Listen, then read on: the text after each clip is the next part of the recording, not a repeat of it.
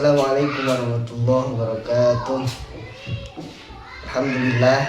Alhamdulillahirabbil alamin wa bihi nasta'inu ala umuri dunya waddin wa sallallahu wa sallama ala sayyidina Muhammadin khatamin nabiyyin wa alihi wa sahbihi ajma'in, amma ba'du. Puja dan puji marilah kita panjatkan kepada Zat Allah yang Maha Suci. Salawat beserta salamnya marilah kita limpah curahkan pada baginda kita semua, akni habibana wa nabiyana wa maulana Nabi besar Muhammad sallallahu alaihi wasallam. Tak lupa pada keluarganya, pada para sahabatnya, pada para tabi'atnya. Mudah-mudahan kita diakui selaku umatnya nanti di yaumil qiyamah. Amin ya Allah ya rabbal alamin. Di dalam kesempatan ini insyaallah saya akan membahas sedikit tentang pasal-pasal yang ada di dalam kitab Safinah. Maka pemirsa sekalian, dikatakan di dalam kitab Safinah, Faslun Arkanul Islam. Kita baca dulu logatnya, biasa logat Sunda. Bismillahirrahmanirrahim. Faslun ari ieu eta hiji pasal. Arkanul Islami ari pirang-pirang rukun Islam. Khomsatun eta 5. Syahadatun tegesna maka hiji syahadat.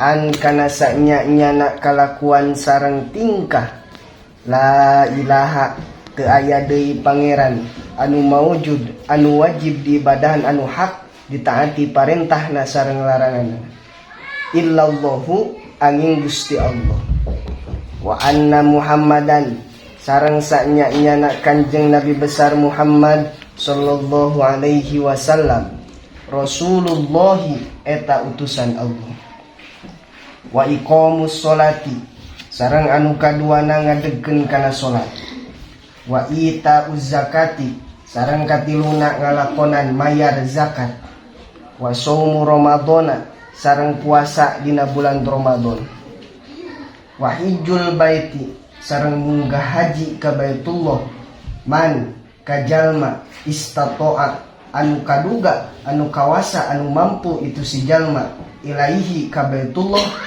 sabilan di jalan. Di dalam pasal ini, tepatnya kitab Safinatun Najah karangan Syekh Salim bin Sumer Al-Hadrami yang disyarahi oleh Syekh Umar Nawawi Al-Bantani Al-Jaw.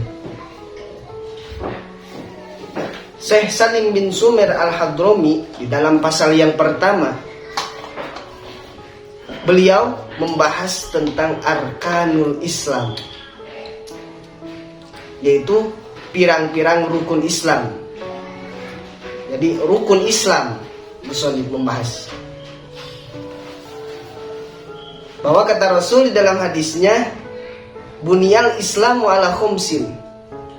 Islam didirikan oleh 5. Maka di dalam kitab ini dijelaskan arkanul Islam khomsatun. Arkanul Islam, rukun Islam itu ada 5. Sebelum membahas satu persatu tentang rukun Islam yang 5, kita harus mengerti dulu apa yang disebut dengan Islam. Islam menurut lugawi, menurut bahasa, definisi Islam itu segat masdar. Segat masdar keluaran dari sulasi mazid warna pertama bab pertama, yaitu wazan af'ala yuf'ilu mauzun akroma yukrimu ikroma. Aslama yuslimu islaman, yang artinya pasrah. Sedangkan Islam menurut lugat di dalam syarah kitab Safinatun Najah karya Syekh Nawawi Al-Bantani Al-Jawi. Beliau termasuk ulama-ulama Indonesia yang sangat terkenal di mancanegara. Beliau orang Indonesia asal dari Banten, itu keturunan Jawa. Syekh Nawawi Al-Bantani Al-Jawi di dalam syarahnya qala Al-Bajuri Al-Islam lughat mutlaqul inqiyad, bahwasanya menurut Imam Al-Bajuri, Islam menurut lughat itu adalah mutlaqul inqiyad, yaitu benar-benar pasrah. Lantas apa Islam? Definisi Islam menurut syarak, menurut istilah. Maka di dalam syarahnya disebutkan al-inqiyadu lil ahkami syar'iyyah, bahwasanya Islam menurut syarak, menurut istilah, yaitu al-inqiyadu lil ahkami syar'iyyah, yaitu pasrah terhadap hukum-hukum agama. Al-inqiyad lil ahkami syar'iyyah, pasrah terhadap hukum-hukum asy-syar'iyyah. Di sana menggunakan ia nisbat, jadi bangsa-bangsa agama. Dalam kitab Al-Fiqh disebutkan ya'an kayal kursi zadulin nasab, bahwasanya di mana ada ia sebelumnya kasroh dan ia tersebut memakai tasydid, maka ia tersebut termasuk ia nisbat. Jadi al-inqiyad lil ahkam syar'iyyah, pasrah terhadap hukum-hukum Allah, hukum-hukum agama Allah. Setelah kita mengenal definisi Islam baik secara hukum ataupun menurut syarak, selanjutnya musonib Syekh Salim bin Shumer Al-Hadrami berkata arkanul islami khumsatun, bahwa rukun Islam itu ada 5. Apa saja rukun Islam tersebut? Yang pertama syahadatun, yaitu mengucapkan 2 kalimat syahadat. Lantas apa kita sebagai umat Islam, kita sebagai muslim, kita harus mengucapkan kalimat syahadat? Maka dikatakan di dalam kitab Sulamut Taufiq bahwasanya orang Islam itu mengucapkan 2 kalimat syahadat cukup saja di dalam sholat. Jadi ketika kita melaksanakan sholat, tepatnya pada tasyahud awal atau tasyahud akhir, at-tahiyatu barakatu sholawatu thayyibatu lillah, assalamu alayka ayyuhan nabiyyu wa rahmatullahi wa barakatuh, assalamu alayna wa ala ibadillahi sholihin, asyhadu an la ilaha illallah wa asyhadu anna muhammadan rasulullah. Cukup saja di dalam sholat orang Islam. Akan tetapi bagi orang yang kafir atau orang non-muslim, wajib kalau orang tersebut mau masuk ke dalam agama Islam mengucapkan 2 kalimat syahadat, yaitu asyhadu an la ilaha illallah wa asyhadu anna muhammadar rasulullah. Aku bersaksi bahwa tiada Tuhan selain Allah, dan aku bersaksi bahwa baginda Muhammad adalah utusan Allah. Itu rukun Islam yang pertama, yaitu mengucapkan 2 kalimat syahadat. Yang selanjutnya, rukun Islam yang kedua, yaitu wa iqamus sholah, yaitu mendirikan sholat. Sholat menurut bahasa, menurut lugat, sholat itu ad-du'a, artinya doa. Jadi kita sholat itu kita sedang bermunajat kepada Allah. Sedangkan sholat menurut istilah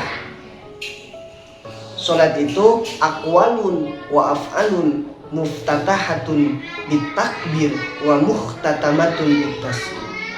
Jadi salat itu pekerjaan, ucapan yang diawali dengan takbir dan diakhiri dengan salam. Untuk pembahasan lebih dalamnya nanti di dalam pasal yang membahas tentang sholat. Musonib membahasakan iqamus sholat. Bahkan Allah di dalam Al-Quran, sholat itu tidak memakai bahasa mengerjakan saja, tapi bahasanya itu mendirikan. Iqamus sholat dalam surah Al-Isra, aqimis sholata liduluki syamsi. Bahasanya itu adalah aqim. Kamu harus mendirikan sholat. Kamu harus mendirikan sholat. Mengapa Allah menggunakan bahasa aqim atau mendirikan? Karena sholat itu tidak cukup kita takbir Allahu Akbar, terus kita salam akhirnya Assalamualaikum warahmatullahi wabarakatuh. Tetapi mendirikan sholat itu adalah mendatangkan rukun dan syaratnya. Jadi sholat itu harus beserta rukun dan syaratnya. Pembahasan rukun dan syarat nanti ada pasal selanjutnya. Pemirsa sekalian, sholat di dalam syarah kitab Safinatun Najah karangan Syekh Nawawi Al-Bantani Al-Jawi, bahwasanya sholat itu wahia afdalul ibadah. Sholat itu adalah ibadah yang paling utama. Jadi ibadah dari beberapa ibadah, macam-macam ibadah, ibadah yang paling utama yaitu sholat. Maka kata Rasul, pertama yang dihisab oleh Allah adalah sholat. Bahkan sholat itu yanha anil fahsya'i wal munkar. Sholat itu bisa mencegah kita dari perbuatan fahsya dan munkar. Maka di dalam Al-Quran, qad aflahal mu'minun alladzina hum fi sholatihim khashi'un. Sungguh bahagia orang-orang mukmin. Orang mukmin bagaimana yang bahagia? Kata Allah, alladzina hum fi sholatihim khashi'un, yaitu orang-orang yang di dalam sholatnya itu khusyuk. Jadi pemirsa sekalian, hati-hati, jaga sholat kalian. Jangan sampai kalian meninggalkan sholat ataupun melalaikan sholat. Bahkan kata Allah dalam Al-Quran, celaka orang yang melalaikan sholat, orang yang menanti-nantikan sholat. Adzan asar, Allahu Akbar, Allahu Akbar, nanti belum qomat, udah qomat nanti belum beres sholatnya. Orang yang lalai terhadap sholatnya saja, kata Allah, orang tersebut akan dimasukkan ke dalam neraka. Apalagi orang yang tidak melaksanakan sholat. Jadi jaga sholat kalian. Yang ketiga, rukun Islam itu wa ita'uz zakat, yaitu membayar zakat. Jadi zakat baik zakat fitrah ataupun zakat mal. Kalau zakat fitrah itu zakat untuk membersihkan diri kita. Adapun zakat mal itu untuk membersihkan harta kita. Jadi sebagian dari harta kita itu ada hak orang lain. Lantas kepada siapa kita harus memberikan zakat tersebut? Dalam syarahnya disebutkan oleh Syekh Nawawi Al-Bantani Al-Jawi, zakat itu diberikan kepada mustahik zakat. Jadi orang yang berhak menerima zakat. Sesuai nas Al-Quran. Maksudnya orang yang berhak menerima zakat itu ada 8. Yang pertama yaitu orang yang fakir. Yang kedua orang miskin. Yang ketiga amil, orang yang membagikan zakat. Yang keempat mu'alaf, orang yang baru masuk ke dalam agama Islam. Yang kelima riqab, itu abid. Wahum al-mukatabuna, ini abid mukatab, abid yang mencicil untuk merdekanya. Yang keenam ghorimin, yaitu orang yang mempunyai hutang, orang yang hutangnya besar. Yang ketujuh sabilillah, orang yang ada di jalan Allah, orang yang berperang, orang yang berjihad, itu termasuk ke dalam sabilillah. Yang terakhir yang ke-8 yaitu ibnu sabil, yaitu anak yang sedang di dalam perjalanan, anak yang sedang ada dalam perjalanan. Jadi itu mustahik zakat, orang yang berhak menerima zakat. Yang keempat, rukun Islam. Islam berdiri. Yang keempat itu Shaumu Ramadan. Islam berdiri dengan puasa di bulan Ramadan.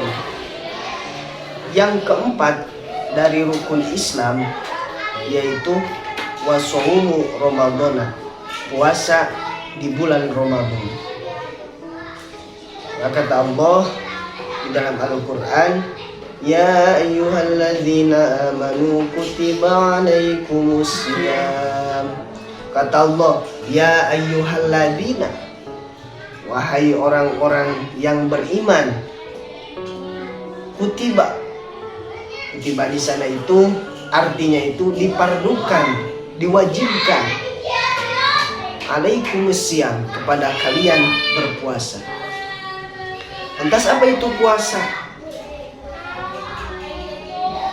Puasa itu menurut lugat al-imsak, menahan. Jadi kalau kita menahan sesuatu itu disebutnya puasa. Sedangkan menurut istilah, puasa itu adalah menahan dari barang, dari hal-hal yang membatalkan terhadap puasa, dari terbitnya matahari hingga terbenamnya matahari. Itu puasa shaum menurut istilah. Adapun puasa itu diwajibkan, kata Syekh Nawawi Al-Bantani Al-Jawi dalam syarahnya, puasa itu diwajibkan pada bulan Sya'ban dari tahun kedua pada tahun kedua dari tahun Hijriyah, tahun hijrah, minal hijrah, dari hijrah. Yang selanjutnya rukun Islam yang terakhir, rukun Islam yang kelima, wahjul baiti, yaitu haji ke Baitullah, yaitu kita berkunjung ke rumah Allah, ke kota Mekah. Adapun wajibnya haji, fardunya haji, dalam kitab Man istata'a ilaihi sabila.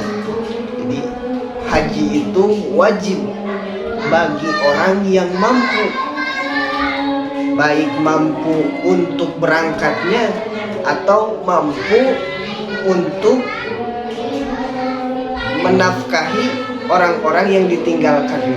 Jadi kalau kita ingin berangkat haji, kita harus mampu dulu baik mampu dalam biaya, mampu dalam ilmu untuk berhaji. Yang selanjutnya, rukun Islam yang terakhir, yaitu wahijul bait, itu berkunjung ke Baitullah, itu rumah Allah ada di Mekah. Bukan berarti rumahnya Allah ada di sana, tapi kiblat seluruh umat adanya di kota Mekah, yaitu Baitullah. Tapi wajibnya haji itu man istata'a ilaihi sabila, bagi orang yang mampu untuk melaksanakannya. Kalau di dalam bahasa Sunda, mampu fisik, pesak, manasik. Yang pertama fisik, mampu fisiknya dulu. Apa kita kuat? Karena haji itu lumayan menguras tenaga, lumayan capek. Itu yang pertama, mampu fisik. Jadi kalau fisiknya lemah ataupun sudah tua renta, sudah tidak kuat berjalan, maka tidak ada kewajiban untuk haji meskipun ada biaya. Yang kedua, mampu itu dalam pesak, itu biayanya.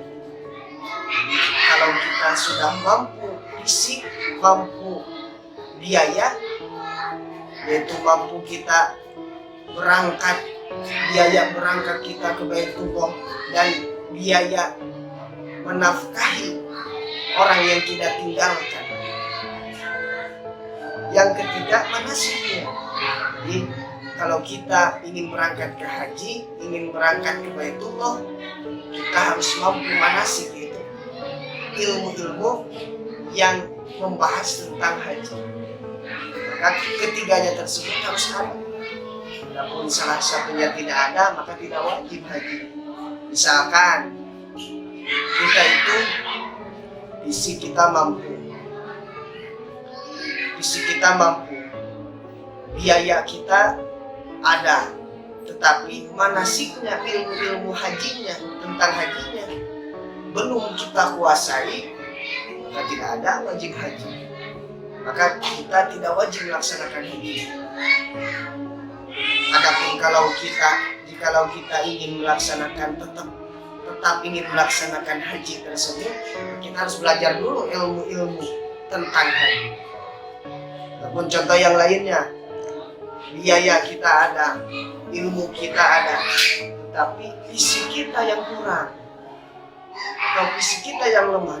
Jikalau kita berjalan Sofa ke Marwah bolak-balik itu madarat, maka kita tidak diwajibkan untuk haji. Jadi kesimpulan yang dapat kita ambil dari pasal ini, bahwasanya musonif membahas tentang rukun Islam yang 5. Islam didirikan dengan 5. Yang pertama, syahadat, asyhadu an la ilaha illallah wa asyhadu anna muhammadar rasulullah. Yang kedua, mendirikan sholat. Yang ketiga, mengeluarkan zakat. Yang keempat, puasa di bulan Ramadan. Yang kelima, berangkat ke Baitullah, berkunjung ke Baitullah. Alhamdulillah, pembahasan pasal yang pertama dalam kitab Safinatul Najah sudah selesai. Mohon maaf bila ada kekurangan adanya dari diri saya. Adapun kelebihannya itu hanya Allah Subhanahu wa Ta'ala yang memberikan. Mungkin sekian yang dapat saya sampaikan. Mudah-mudahan bermanfaat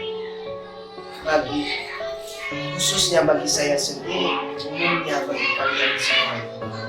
Mohon maaf bila ada kesalahan. Wassalamualaikum warahmatullahi wabarakatuh.